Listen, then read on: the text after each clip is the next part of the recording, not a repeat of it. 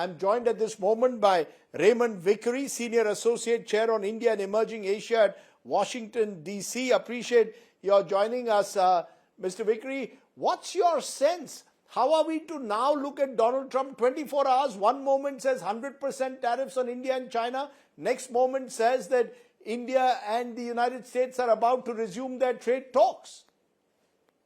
Well, thanks very much for having me. I think it's useful to step back and understand that the relationship between the U.S. and India is very, very important for both of these great democracies.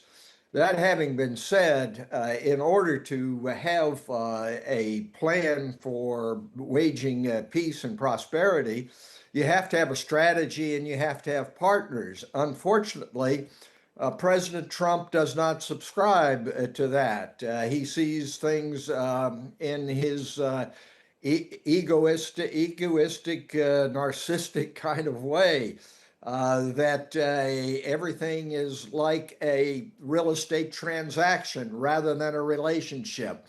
And it is to be welcomed that Prime Minister Modi, Minister Goyal have been very temperate and have not succumbed to sort of the outlandish up and downs of Donald Trump's pronouncements, because I think they realize that this relationship is among the most important in the world.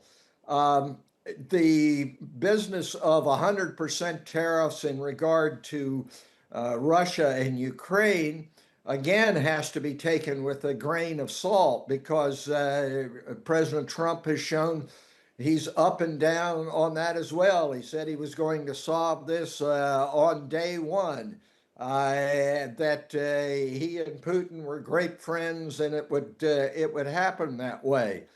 That's not the way in which international relations needs to be conducted. I do subscribe to the proposition that India needs to show more leadership in regard to Russia's invasion of Ukraine. This is the greatest transgression of the principles of the UN Charter against non-imperialism, taking over somebody else's territory. And India has stood foursquare behind those principles. But this is not the way to do it. To shake a sledgehammer, say 100% tariffs, without really regard to what you're doing in regard to your own imports, in regard to what Europe is doing with its imports, much less China, which is really the fly in the ointment here. If China didn't stand up for Russia, they wouldn't have the wherewithal to continue yet for another day.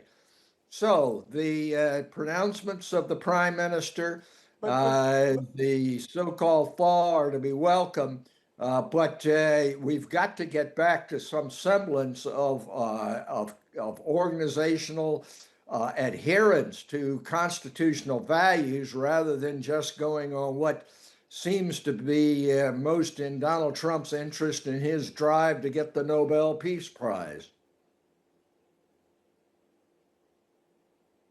But do you then see a ray of hope that the trade talks could begin in a couple of weeks, given what the president says? Can India trust the president at face value, given all the contradictory statements that he's made in the last month? Do you believe that the trade talks now will resume?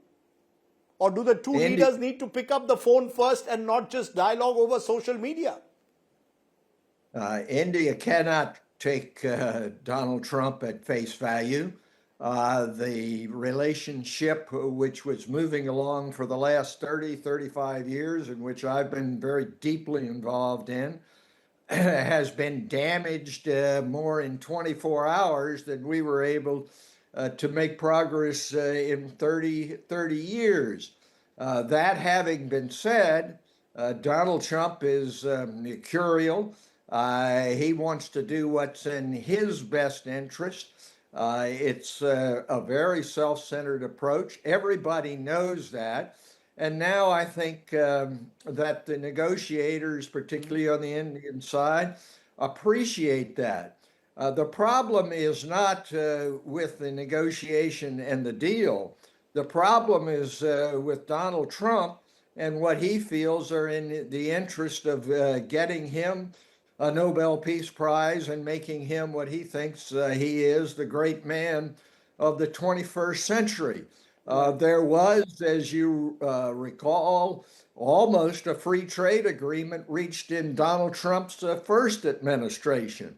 And my information is that both sides really had come to an agreement before Donald Trump came in and said, no, I'm going to get more. India cannot give up on its core interests, whether they be in dairy, whether they be in agriculture.